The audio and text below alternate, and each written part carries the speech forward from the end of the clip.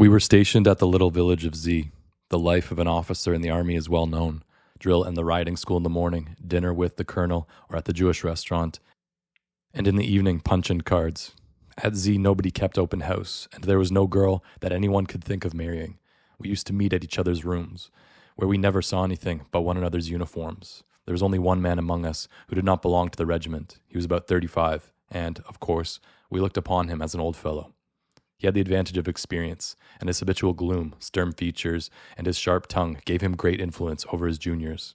He was surrounded by a certain mystery. His looks were Russian, but his name was foreign. He had served in the hussars, and with credit. No one knew what had induced him to retire and settle in this out-of-the-way little village, where he lived in mingled poverty and extravagance. He always went on foot and wore a shabby black coat, but he was always ready to receive any of our officers, and, though his dinners, cooked by a retired soldier, never consisted of more than 2 or 3 dishes, champagne flowed at them like water. His income, or how he got it, no one knew, and no one ventured to ask. He had a few books on military subjects and a few novels, which he willingly lent and never asked to have returned. But, on the other hand, he never returned the books he himself borrowed. His principal recreation was pistol shooting. The walls of his room were riddled with bullets, a perfect honeycomb. A rich collection of pistols was the only thing luxurious in his modestly furnished villa. His skill as a shot was quite prodigious. If he had undertaken to shoot a pair off someone's cap, not a man in our regiment would have hesitated to act as target. Our conversation often turned on dueling. Sylvio, so I will call him, never joined in it. When asked if he had ever fought, he answered curtly, yes, but he gave no particulars, and it was evident that he disliked such questions. We concluded that the memory of some unhappy victim of his terrible skill preyed heavily upon his conscience. None of us could ever have suspected him of cowardice. There are men whose look alone is enough to repel such a suspicion. An unexpected incident fairly astonished us. One afternoon, about 10 officers were dining with Sylvio. They drank as usual, that is to say, a great deal. After dinner, we asked our host to make a pool. For a long time, he refused on the ground that he seldom played. At last, he ordered cards to be brought in. With 100 gold pieces on the table, we sat around him, and the game began. It was Silvio's habit not to speak when playing. He never disrupted or explained. If an adversary made a mistake, Sylvio, without a word, chalked it down against him. Knowing his way, we always let him have it. But among us on this occasion was an officer who had but lately joined. While playing, he absent-mindedly scored a point too much. Sylvio took the chalk and corrected the score in his own fashion. The officer, supposing him to have made a mistake, began to explain. Sylvio went on dealing in silence. The officer, losing patience, took the brush and rubbed out what he thought was wrong. Sylvio took the chalk and recorrected it. The officer, heated with wine and play, and irritated by the laughter of the company, thought himself aggrieved and, in a fit of passion, seized a brass candlestick and threw it at Sylvio, who only just managed to avoid the missile. Great was our confusion. Sylvio got up, white with rage, and said, with sparkling eyes, "Sir, have the goodness to withdraw, and you may thank God that this has happened in my own house."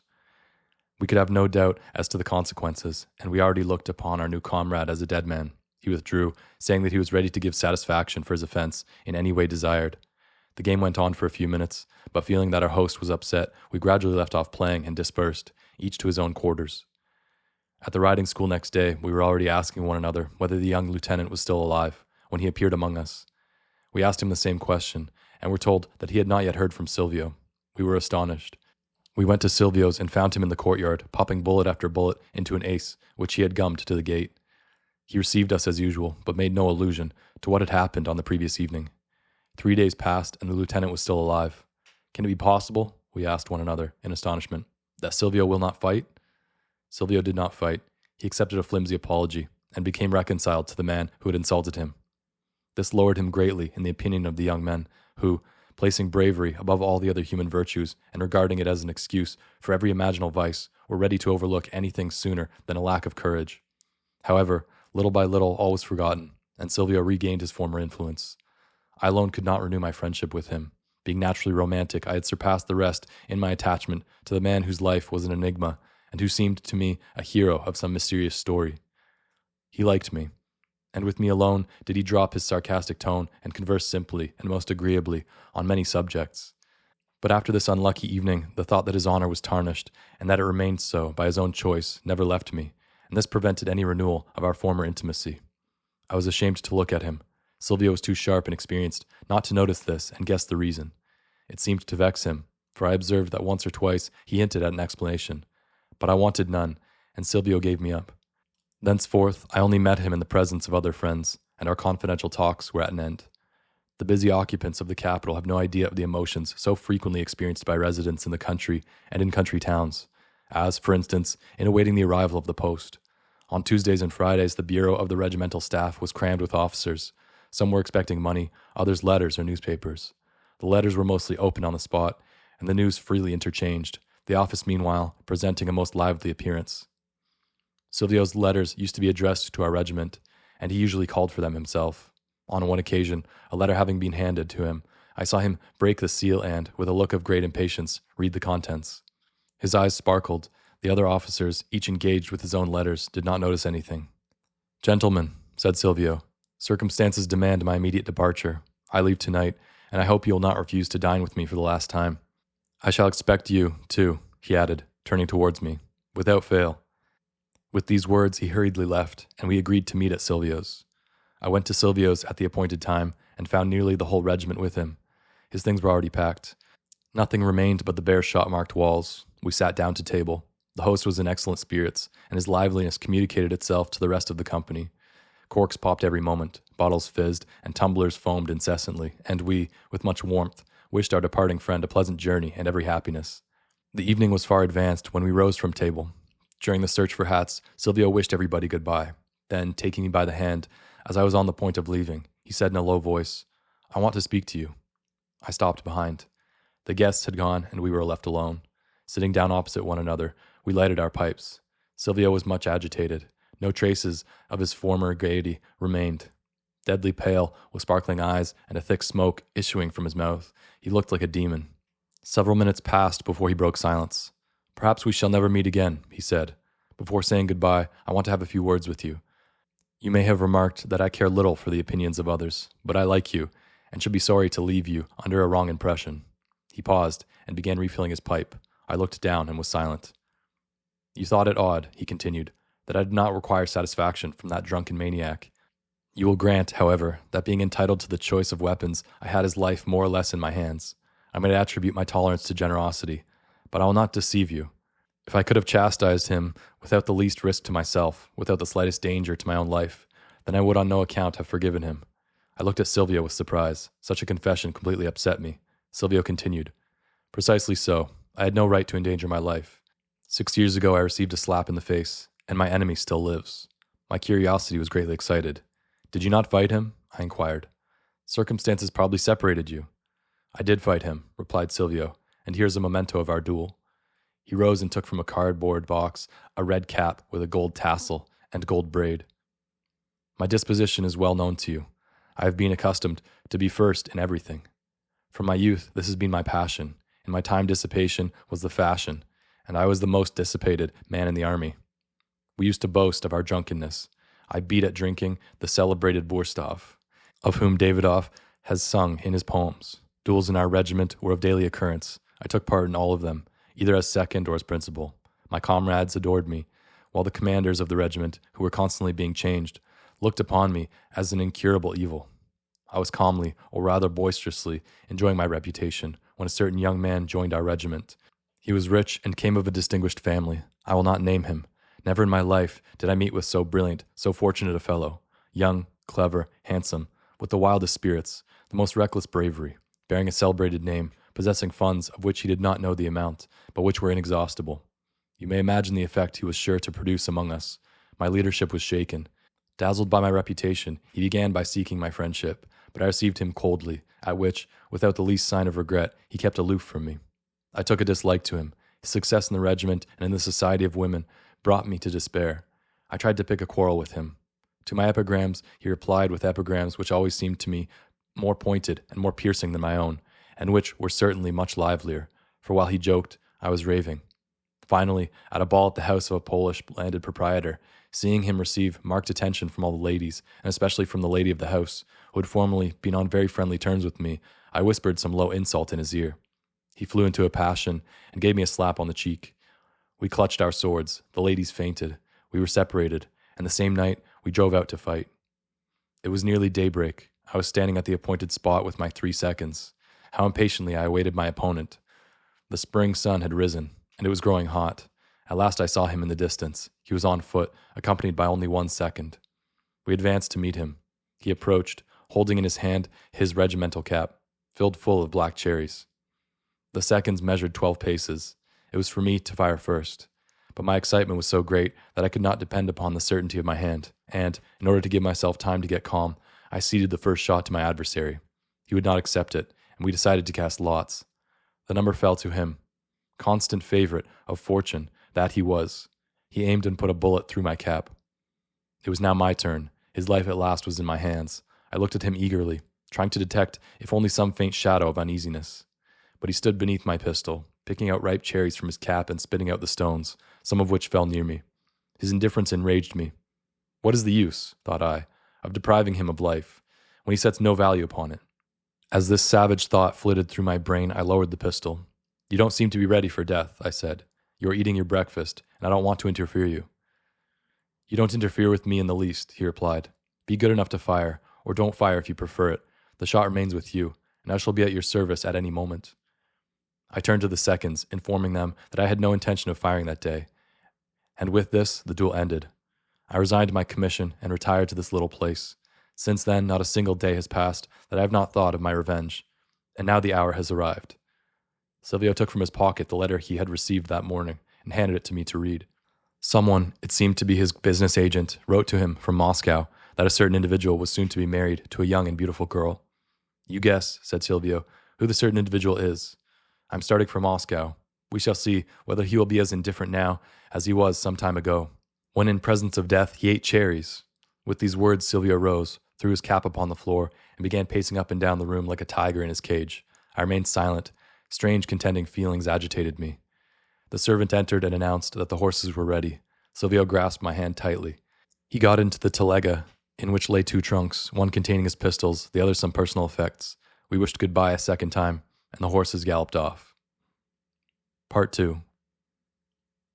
Many years passed, and family circumstances obliged me to settle in the poor little village of N. I sighed in secret for my former merry, careless existence. Most difficult of all, I found it to pass in solitude the spring and winter evenings. Until the dinner hour, I somehow occupied the time, talking to the starosta, driving round to see how the work went on, or visiting the new buildings. But as soon as evenings began to draw in, I was at a loss what to do with myself. My books in various bookcases, cupboards, and storerooms I knew by heart. The housekeeper, Kurilovna, related to me all the stories she could remember. The songs of the peasant women made me melancholy. I tried cherry brandy, but that gave me the headache. I must confess, however, that I had some fear of becoming a drunkard, from ennui, the saddest kind of drunkenness imaginable, of which I had seen many examples in our district. I had no near neighbors, with the exception of 2 or 3 melancholy ones, whose conversation consisted mostly of hiccups and sighs. Solitude was preferable to that. Finally, I decided to go to bed as early as possible, and to dine as late as possible, thus shortening the evening and lengthening the day, and I found this plan a good one. 4 versts from my place was a large estate belonging to Count B, but the steward alone lived there. The Countess had visited her domain once only, just after her marriage, and she then only lived there about a month. However, in the second spring of my retirement, there was a report that the Countess, with her husband, would come to spend the summer on her estate, and they arrived at the beginning of June. The advent of a rich neighbor is an important event for residents in the country. The landowners and the people of their household talk of it for a couple of months beforehand, and for 3 years afterwards. As far as I was concerned, I must confess, the expected arrival of a young and beautiful neighbor affected me strongly. I burned with impatience to see her, and the first Sunday after her arrival I started for the village, in order to present myself to the Count and Countess as their near neighbor and humble servant. The footman showed me into the Count's study, while he went to inform him of my arrival. The spacious room was furnished in a most luxurious manner. Against the walls stood enclosed bookshelves well furnished with books and surmounted by bronze busts. Over the marble mantelpiece was a large mirror. The floor was covered with green cloth, over which were spread rugs and carpets. Having got unaccustomed to luxury in my own poor little corner, and not having beheld the wealth of other people for a long while, I was awed, and I awaited the Count with a sort of fear, just as a petitioner from the provinces awaits in an anteroom the arrival of the minister. The doors opened, and a man, about 32, and very handsome, entered the apartment. The Count approached me with a frank and friendly look. I tried to be self-possessed, and began to introduce myself, but he forestalled me. We sat down. His easy and agreeable conversation soon dissipated my nervous timidity. I was already passing into my usual manner, when suddenly the Countess entered, and I became more confused than ever. She was, indeed, beautiful. The Count presented me. I was anxious to appear at ease, but the more I tried to assume an air of unrestraint, the more awkward I felt myself becoming. They, in order to give me time to recover myself and get accustomed to my new acquaintances, conversed with one another, treating me in good neighborly fashion without ceremony. Meanwhile, I walked about the room, examining the books and pictures. In pictures, I am no connoisseur, but one of the Count's attracted my particular notice. It represented a view in Switzerland. I was not, however, struck by the painting, but by the fact that it was shot through by 2 bullets, one planted just on top of the other. "A good shot," I remarked, turning to the Count. "Yes," he replied, "a very remarkable shot." "Do you shoot well?" he added. "Tolerably," I answered, rejoicing that the conversation had turned at last on a subject which interested me. "At a distance of 30 paces, I do not miss a card. I mean, of course, with a pistol that I am accustomed to." "Really?" said the Countess, with a look of great interest. "And you, my dear, could you hit a card at 30 paces?" "Some day," replied the Count. "We will try. In my own time, I did not shoot badly, but it is 4 years now since I held a pistol in my hand." "Oh," I replied. "In that case, I bet, Count, that you will not hit a card even at 20 paces. The pistol demands daily practice. I know that from experience. In our regiment, I was reckoned one of the best shots. Once I happened not to take a pistol in hand for a whole month. I had sent my own to the gunsmith's. Well, what do you think, Count? The first time I began again to shoot, I 4 times running missed a bottle at 20 paces. The captain of our company, who was a wit, happened to be present, and he said to me, 'Your hand, my friend, refuses to raise itself against the bottle.' No, Count, you must not neglect to practice, or you will soon lose all skill. The best shot I ever knew used to shoot every day, and at least 3 times every day before dinner. This was as much his habit as the preliminary glass of vodka." The Count and Countess seemed pleased that I had begun to talk. "And what sort of shot was he?" asked the Count. "This sort, Count. If he saw a fly settle on the wall. You smile, Countess, but I assure you it is a fact. When he saw the fly, he would call out, 'Kuska, my pistol.' Kuska brought him the loaded pistol. A crack, and the fly was crushed into the wall." "That is astonishing," said the Count. "And what was his name?" "Sylvio was his name." "Sylvio!" exclaimed the Count, starting from his seat. "You knew Sylvio?" "How could I fail to know him? We were comrades. He was received at our mess like a brother officer. It is now about 5 years since I last had tidings of him." "Then you, Count, also knew him?" "I knew him very well." "Did he never tell you of one very extraordinary incident in his life?" "Do you mean the slap in the face, Count, that he received from a blackguard at a ball?" "He did not tell you the name of this blackguard?" "No, Count, he did not. Forgive me," I added, guessing the truth. "Forgive me, I did not. Could it really have been you?" "It was myself," replied the Count, greatly agitated, "and the shots in the picture are a memento of our last meeting." "Oh, my dear," said the Countess, "for God's sake, do not relate it. It frightens me to think of it." "No," replied the Count, "I must tell him all. He knows how I insulted his friend. He shall also know how Sylvio revenged himself." The Count pushed a chair towards me, and with the liveliest interest, I listened to the following story. "5 years ago," began the Count, "I got married. The honeymoon I spent here, in this village. To this house I am indebted for the happiest moments of my life, and for one of its saddest remembrances. One afternoon we went out riding together. My wife's horse became restive. She was frightened, got off the horse, handed the reins over to me, and walked home. I rode on before her. In the yard I saw a traveling carriage, and I was told that in my study sat a man who would not give his name, but simply said that he wanted to see me on business. I entered the study, and saw in the darkness a man, dusty and unshaven. He stood there, by the fireplace. I approached him, trying to recollect his face. "You don't remember me, Count?" he said, in a tremulous voice. "Sylvio," I cried, and I confess, I felt that my hair was standing on end. "Exactly so," he added. "You owe me a shot. I have come to claim it. Are you ready?" A pistol protruded from his side pocket. I measured 12 paces, and stood there in that corner, begging him to fire quickly, before my wife came in. He hesitated, and asked for a light. Candles were brought in. I locked the doors, gave orders that no one should enter, and again called upon him to fire. He took out his pistol and aimed. I counted the seconds. I thought of her. A terrible moment passed. Then Sylvio lowered his hand. "I only regret," he said, "that the pistol's not loaded with cherry stones. My bullet is heavy, and it always seems to me that an affair of this kind is not a duel, but a murder. I am not accustomed to aim at unarmed men. Let us begin again from the beginning. Let us cast lots as to who shall fire first." My head went round. I think I objected. Finally, however, we loaded another pistol and rolled up 2 pieces of paper. These he placed inside his cap, the one through which, at our first meeting, I had put the bullet. I again drew the lucky number. "Count, you have the devil's luck," he said, with a smile which I will never forget.